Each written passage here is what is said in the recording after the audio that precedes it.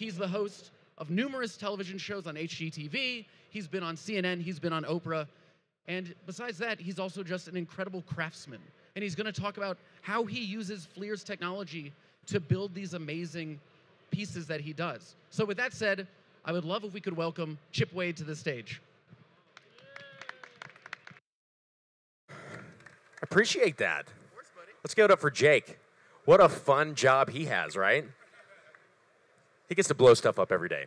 So again, my name is Chip Wade. Thank you guys so much for coming. If you've watched television over the years, you may have seen me cross the screen occasionally. I've done a lot of different renovation and how-to shows. So if you guys have any questions as kind of the talk goes, I want this to be as casual and as comfortable as possible.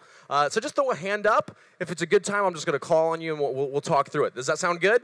I'm actually going to put, nobody's sitting here, so I'm going to put down some toys I'm going to talk about. I am a tools guy. So to give you a little bit of kind of background, my history started out as an engineer, which is an interesting kind of winding path. I was a mechanical engineer at Georgia Tech, but I love to build and I love to make things. So I'm going to tell you guys about some of the high-tech, fun tools that I use to help all of you guys as consumers make educated decisions in the home category. So what does that mean? That means buying any product, right? Buying paper towels to power tools, right? A sofa to a wall sconce, right? Right now, we're looking at things online, and there's limited amounts of interaction. The technology that we're able to use allows us to see beyond what's on the screen, okay? That's what we're going to talk about. That's one reason why I also love to work with FLIR. It's in that same vein that allows us to see things that otherwise are unseeable, all right? So I've used FLIR products for a number of years. In fact, I actually called up FLIR about 6 months ago and said, hey,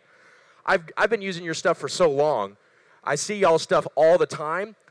We got to connect, right? I want to learn more about what you guys are doing. If you've walked around this booth, you're going to see that there's so many different categories of how thermal imaging is relevant in today's world. We're going to focus pretty much exclusively on building and design and products. So I'm going to show you guys first one of the things that I'm really excited about, which is actually taking virtual and making it so realistic that it allows us to interact on our mobile devices and our computer screens much more effectively. All right, so you guys have probably all seen architectural rendered pictures before, yes? Show of hands, right? Do you think it's good? Is it as good as real life yet, or is it not? Yell it out. Yes, it's good.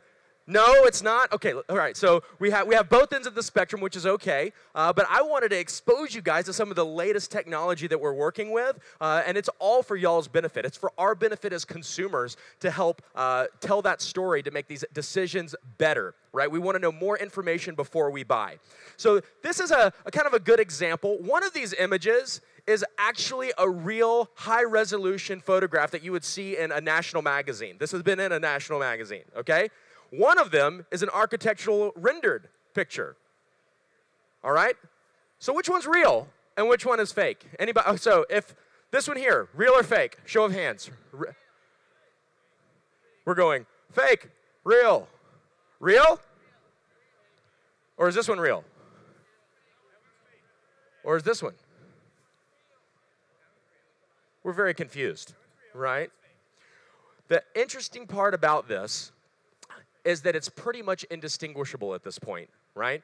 We actually have about 5 times higher resolution on this image as we do this image. So this is actually a photograph here. You can actually, I gave you a little bit of a hint here because we have some graphic overlays. But this actually gives us more opportunities to do so many more things. I'm going to show you guys a couple more images of room scenes like this. So you're going to see magazine spreads. What you're already seeing that you think is real photography is actually not, all right?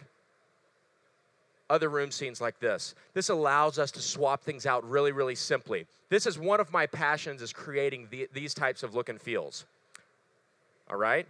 Here's yet another cover of a nice magazine. Now, you might think, who is my biggest skeptic? You seemed a little skeptical, right? So let's talk about this. What do you think about this? Do you think you can be able to tell if we zoom in? How do you tell if a picture is real or if it's not? Right? Anybody a photographer? Where's my photographers out here? They're the true skeptics right here. So let's look at some of the things that you have to deal with as a photographer. Look at our light reflection. If you even look in this teapot, we've actually created reflection of the room behind that you actually can see in the glazing of this, right? So there's a lot of art direction and a lot of challenges that come into doing this, but let's zoom in. I'm going to zoom in on this area right here and just focus in a little bit more on how good the resolution is that we're able to get. And this is a big screen, right? For anybody that's still skeptical, let's go on in. Pretty good, right? If we're this good, this is arguably better than reality, right? A real high resolution, like a 40 megapixel image, would actually break down much more in a pixelated fashion than what I'm showing you right here. So we're really reaching an era of awesome beauty. We are compelled as individuals to see imagery, to be motivated by it, and ultimately to convert and start to accentuate our lives with purchasing products through portals like this. So it's a good time to be alive. Technology is awesome. I'm going to take this one step further.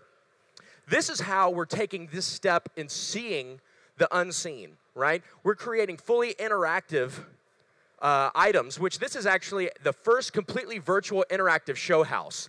Now I'm gonna kind of do a demo here. This is just, you can go on your cell phone right now. This is actually innovationshowhome.com. And look at this. So it's fully panoramic 360. You can play with things in this environment too. So you can go in, look at products, swap products out. You can buy products. You can even play with things like smart home tech. This is a control system for lighting, and you can actually come in and push buttons and play, which you're not allowed to touch things when you go to a real show house, right? That's kind of taboo. But what we're actually creating is things to answer more questions for you guys that otherwise you would just have to assume. We're trying to infuse confidence in those decisions. So this is what we're kind of doing on the production side, which is pretty fun.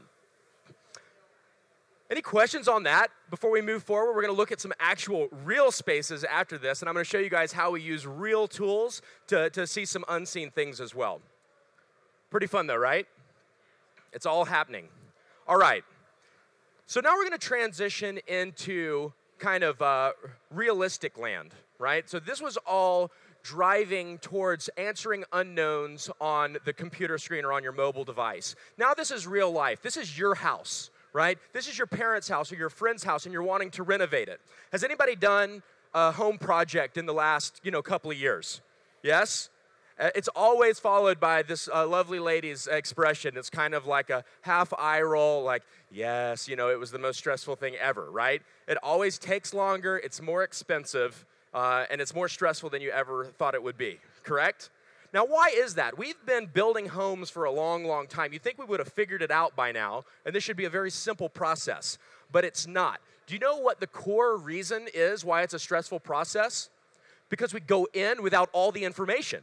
We assume, and we take one step into the pool without knowing how deep it is.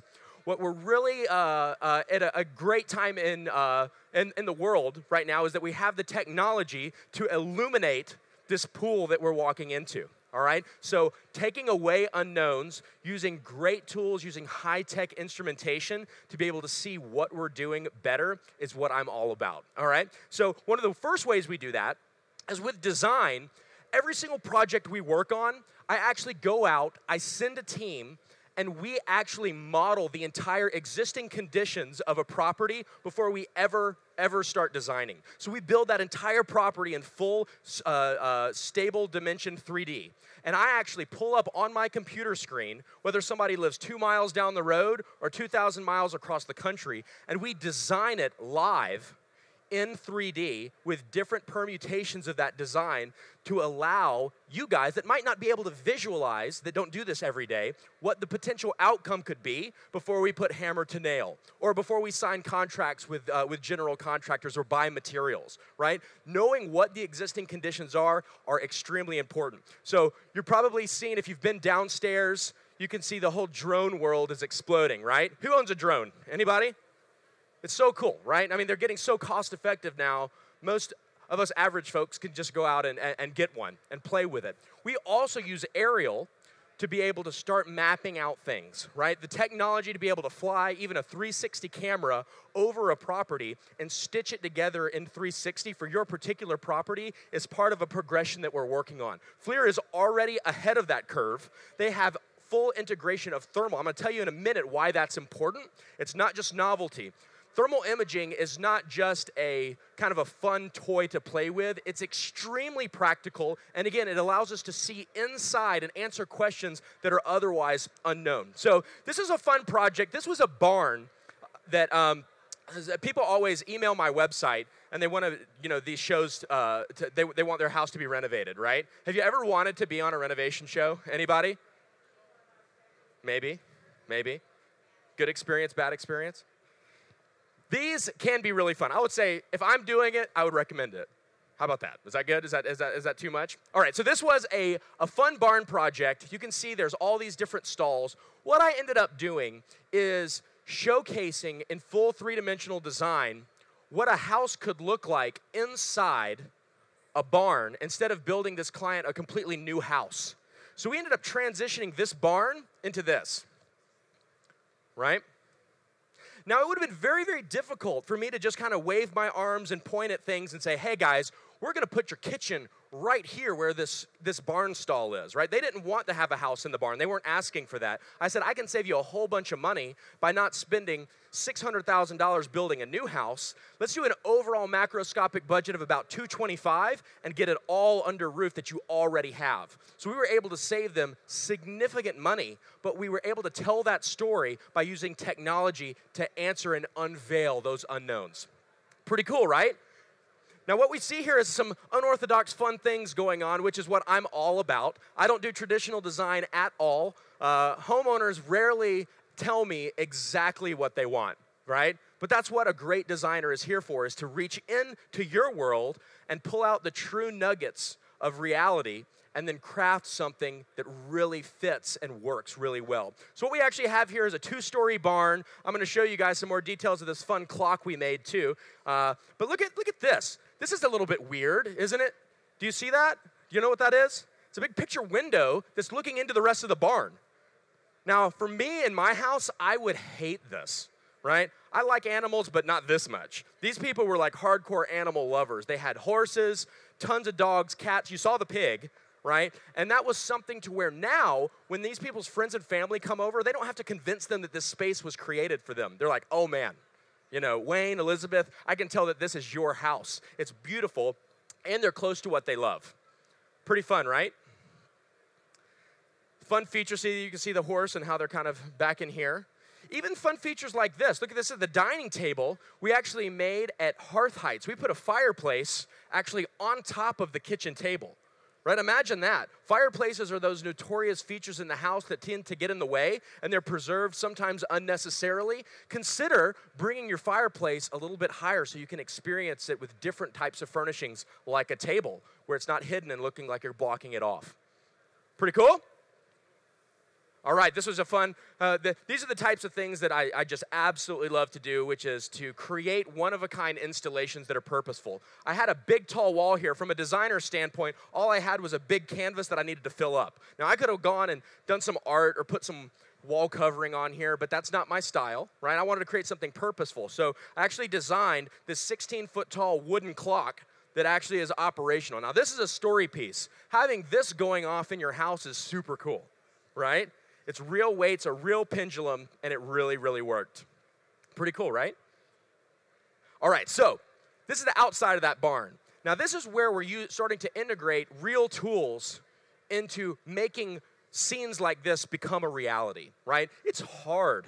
It takes a lot of experience to turn a renovation into that before and into that after, right? On television, it looks like it's so easy, right? We come in, it only takes 22 minutes, and there's some commercial breaks in there, right?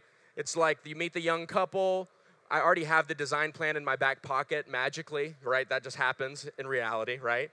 And then we have a unrealistic demo scene, and then we have a commercial break. We come back, maybe we go on a field trip to pick out some tile or something, and then something happens, like somebody falls through the floor or maybe breaks something, and then it's another commercial break, right? We don't want you to go anywhere. We come back, right? We stage it with a couple of pillows, and then boom, we're done. Right? It was that easy. It cost nothing, and it was finished in 22 minutes. So it's a lot harder than that in reality, and we don't want to paint an unrealistic picture, but it takes the right tools to make it happen.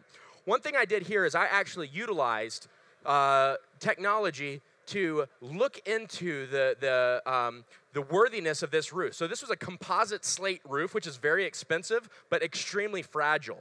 I don't like to get on roofs, and I really don't like to get on really expensive roofs, right, that if I were to break something, it's going to cost a lot of money. But I needed to see what was going on. You notice that I extended this finish space all the way to the ceiling, right, 30-foot tall ceilings from here all the way to here. Before I did that, to make sure that this space remained comfortable when we left, we had to make sure that the envelope or the building exterior was fully sealed. Now, how on earth would you do that effectively without going through with a flashlight or kind of inspecting it, right? What I ended up doing is actually using aerial and a drone and a thermal camera to actually fly over the top of this building and inspect the properties of this roof, its quality and its thermal efficiency. So we were able to identify any protrusions or any holes or lapses in insulation that we could fix in a very specific way. So we actually used drone technology and a thermal camera to fly over the top. Pretty interesting, right? Now this is where this turns into a real tool. This isn't just novelty. This isn't just playing with a toy, right? This is saving significant dollars. Now why is this important? Sometimes if you say, you know what, my energy bill is through the roof, right? I must need to re-insulate my whole attic. That's extremely expensive. But if we can pinpoint and identify the one specific area where heat loss or airflow is happening, we can focus on that for a number of dollars rather than thousands of dollars. That's really where its utility comes in. Sound good? All right. Let's look at another fun project. This one's just was super inspirational for me. It's fun to do things that are way outside the box. This was a backyard. The family, they had several requests. They wanted good outdoor living. They wanted a place to read, and they wanted a place for their kids to play, right? That's sometimes the only level of detail I get, and it's like, go, right? So typically, when we do these shows, we get a budget ahead of time, but we're going to be filming the afters here in like 2.5 weeks. So what would you do if you, say, had $50,000 and 2 weeks before the camera showed up to shoot the afters and it was going to be shown to millions of people and you had to put your name on it? What would you do? What would you make? See, it's kind of hard. Right? A tennis court. No, we would not do a tennis court. But that was great. That was great. So basically what we did is we turned this into this. So this is a 27-foot diameter wooden pavilion, all open air made of, it's all wood. It's made of Austrian spruce, all dipped in exterior finish and fastened together. Really, really fun. Now, one thing that I used on this particular thing is we put a whole bunch of landscape lighting. We had to put a new circuit in for this project, right? We couldn't just plug in the transformer into a back receptacle of the wall. It was too far away. It was making all of our low voltage wiring too long. Who has put low voltage lighting at their property? Anybody? It's amazing, isn't it? It's unbelievable. The LED technology of what is here for us now can replace so much traditional voltage lighting, and it makes this go from to unbelievable, right? Transforms your space.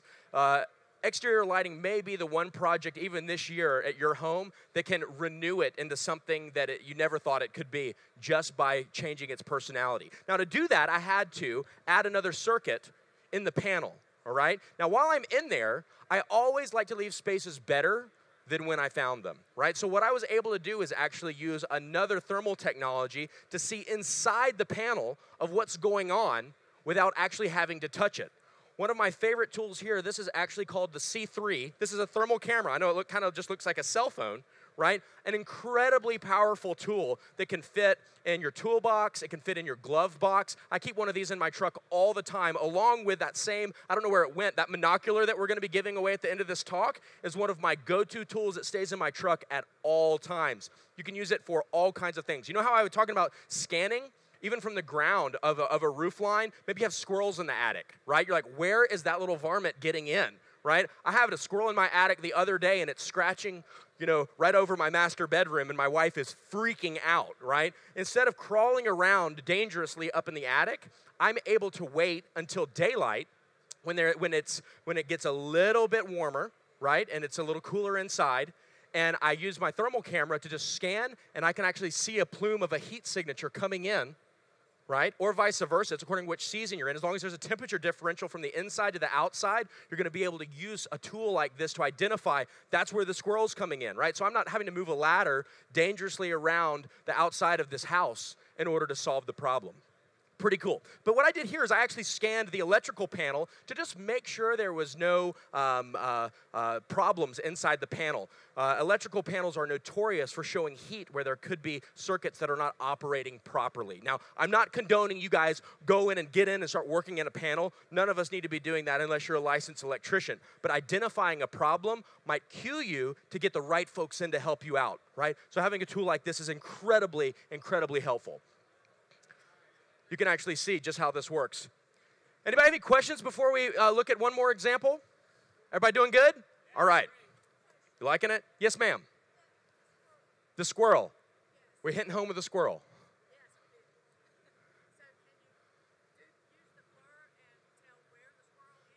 Yes, you can. If you wanted to identify that physical, if the squirrel is in the attic, you're totally going to be able to see it. You're totally going to be able to see it. Absolutely.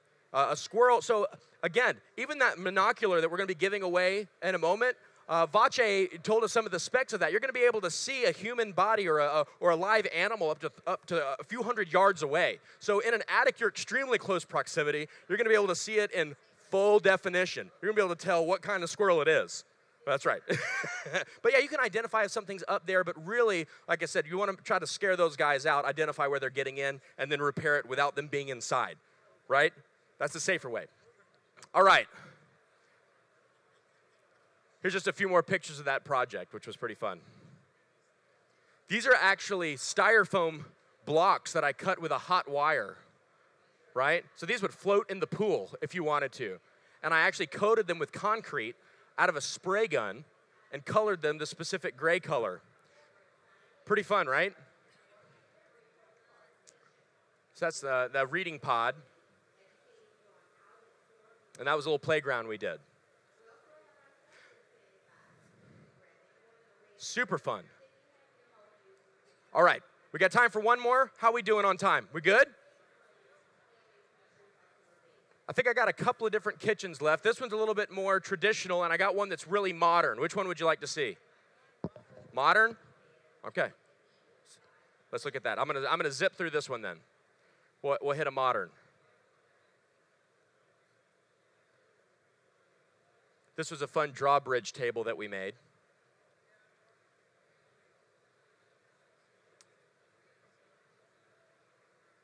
All right. This is a pretty relatable house, right? A 50s ranch. This is one of my favorite types of homes to renovate because it's so cost effective. It's a simple structure. You see the single story roof. Who's got a single story house? You're very fortunate. A renovation is going to be the most cost-effective it can be. Of those ranches, how many are brick? Any of them? You got one? That's the absolute best-case scenario for ease of renovation. You're going to get the most bang for your buck with a property just like this. Now, notoriously, though, when you walk into a house like this, everybody knows what this floor plan is, right? What's the first room that you walk into when you go into the front door? Yell it out. Which one? No, it's not the living room. It's that little junk foyer, right? It's like this big, right? It's for the grandfather clock and the fake plant, right? It's teeny. I don't even know why they put it in there. But then you turn to the right, right? Right here is this living room in the front. This is where all like the hand-me-down grandma furniture goes to die. Nobody sits in there, but you just kind of stockpile it in there. Then you have the little dining room, you have the little bitty kitchen, and then you have the actual living room that you're too crushed in where all life happens, right? So how do we improve a floor plan like this? That's the kitchen, right? So relatable. Oh, it was rough. We just ripped all this out. And that's what we created. Now look at what we did here. What do you notice? The outside door. Who's put a big door like this in their house? Does anybody know how much these typically cost, these big accordion-style doors? 12 foot, average 80 inches high, 12 foot wide, very standard door. Like, get me to the nearest $2,000 increment how much a door like that typically should cost. $12,000, very good. 12 to 14. If you're not spending 12 to 14,000 on a door like this, don't buy the door. Don't buy the door. right? But it's excessively expensive. The whole budget for this project was only like 50 grand, right? You're not going to spend a fifth of that on one door. So typically when I run into a roadblock like that with design, instead of just like kicking the dirt and being like, man, I just don't have enough money to do what I want to do, this is where you can get really, really creative. So I didn't have the 12 grand to spend. What I spent was 2,500 bucks, and I got this result. What kind of door did I put in? A garage door. But what don't you see? You don't see the garage door. Imagine if you were inside your garage, what is normally above you? All the tracks. Where are the tracks? My favorite question in the world is what if, right? I said, what if we can just get a garage door and turn it around backwards and make it open out? Why not? This is one product that absolutely should be mass marketed. I don't know, I don't think it exists anywhere, but you could do this in your project. I've figured it all out and it works amazing. What I actually did is I built a trellis, I mortised in all of the hardware so you don't see any of it, and this garage door actually opens outwards. Now, a garage door like this is not intended to have rain and snow load on the outside, so with a couple of simple cable safety supports, we were able to completely remedy that problem. But what we actually have now is a glass, almost like terrace roof on the outside. It's so, so cool. And there's no doors stacked against the side. Now, the challenge that we faced with this situation is these doors are not designed to open that way, so they don't necessarily seal all the way. Typically, what you would want to do is make sure that all of your doors and windows are completely sealed. One of the biggest challenges or misconceptions about insulation, about doors and windows, is it's not the R value of your insulation or your doors and windows that actually matter the most. Everybody know what R value is? It's a rating of the amount of basically thermal blocking of insulation, right? But the worst culprit for heat loss, which basically means money that you're paying to your power company or your gas company that's getting lost, is airflow. Airflow actually makes more difference in your insulative properties of your house than the R value of your insulation. So what we want to do is we want to absolutely ensure we don't have airflow going around. Now, how can you tell if you have airflow around a door or a window? Anybody? If you did a home, or do-it-yourself energy audit, what would you do? Yeah. You can have a candle and go around. You could do that. That was probably a tip that is online for people that have way too much time on their hands, okay? And who has a random candle, to be doing that by themselves? I'm going to tell you a better way. The real DIY way to do it is actually get a friend and a flashlight, have one person stand on the inside of the house when it's dark outside, and you shine your flashlight around the edge. And if anybody on the outside can see any light refraction coming out, then you have a hole, okay? That's the first step. The way better way to do it, though, is just to use thermal. It is absolutely more matter of fact, and you can't do that on a second or third story window very easily. But what you can do is point one of these guys just right at it, and you can see. So again, if there's a temperature differential, right? So if it's in the middle of the summer, right, and you have it cool on the inside of the house and it's hot on the outside, you're going to have a nice temperature gradient, and a tool like this is really going to showcase if there's any air movement or temperature difference. You can pinpoint where there's a problem and you can solve it. So we actually used this. I actually used one of these. This is actually called the FLIR 1. Look at this. It fits right into your smart device. Really awesome. This is another one that can just be kept in your briefcase, in your glove box, in your tool drawer. It's so small. And look at this. Right? Whoop.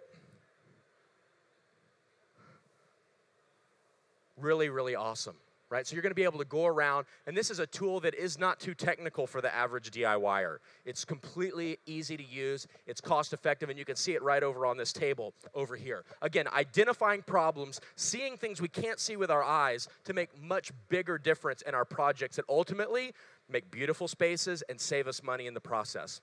Sound good? All right, I'm going to show you a couple more pictures of this guy, and then we're going to move on. Yep, see, that's a little bit of a bigger picture of it right there. Pretty cool. We cast this massive 12-foot custom concrete countertop. Look what I did, though. I didn't put any cabinets at all underneath it. This is another huge, big misconception. People all want these beautiful big islands, but then they crush all that storage. They're like, oh, there's space for storage down there. I'm going to use it all, right? That would have killed the design of this kitchen. I left it open so we can actually take advantage of all this natural light that's coming from the outside. It made the complete difference.